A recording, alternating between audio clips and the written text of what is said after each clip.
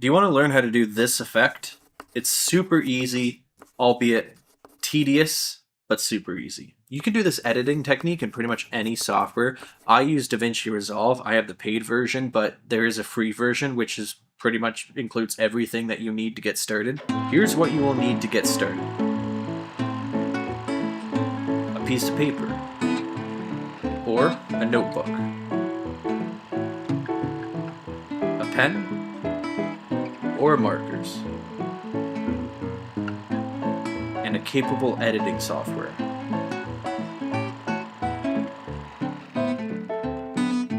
Essentially what we're doing here is stop motion. So we're taking one frame, writing something, taking another frame, writing another letter, and you're basically just doing that and then patching them all together.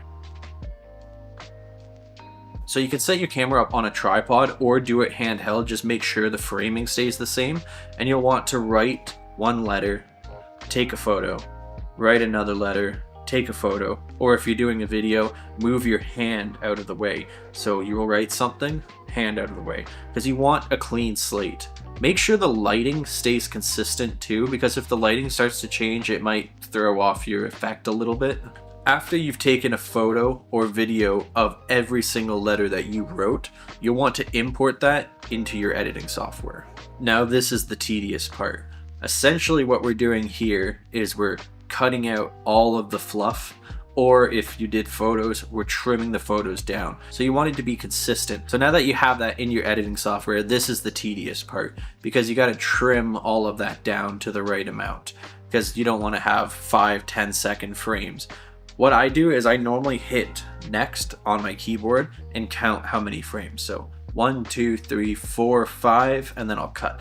1, 2, 3, 4, 5, and then I'll cut. And I'll do that for every single letter. That way, when it plays back, it's the same length for each clip, and there's no like weird wait time. It doesn't look slow and crappy.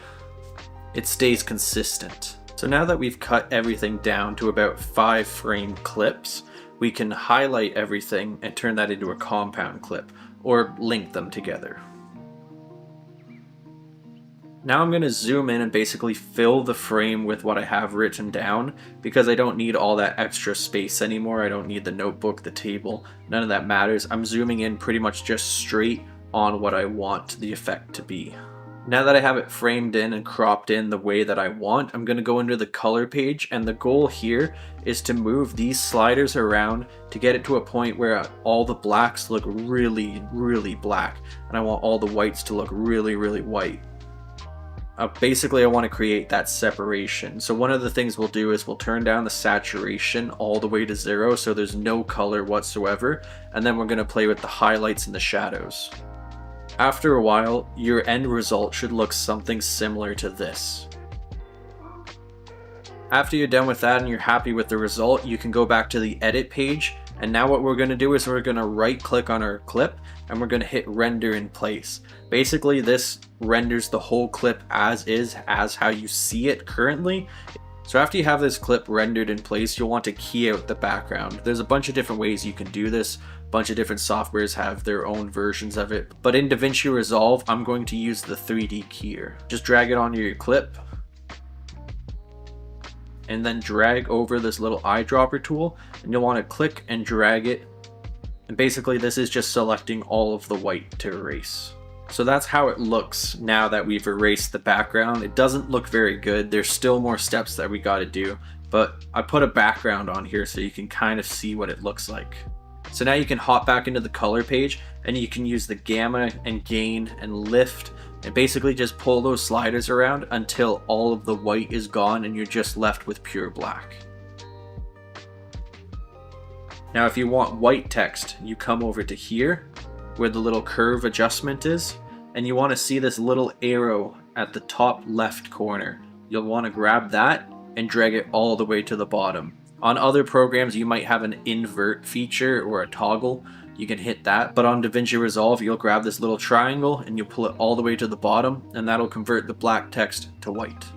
So that's looking a lot better. You don't have weird artifacting like we did earlier, but that's because you have to pull all the colors down 100%, then render the clip again, and then go back into the color page and pull it all down again and get all of that white erased. So you're just left with one color.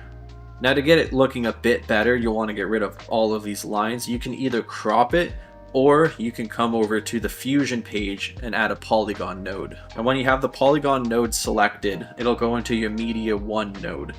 Basically what you want to do here is you'll want to draw around your text, and it's going to create a window.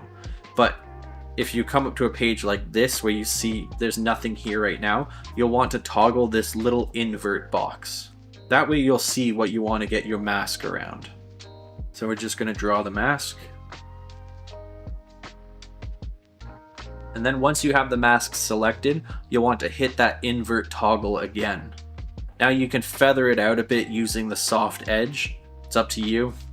I think right about there is good. Now if we come back to here, it's looking a lot better, a lot more professional. It's still a little slow, but we can speed that up.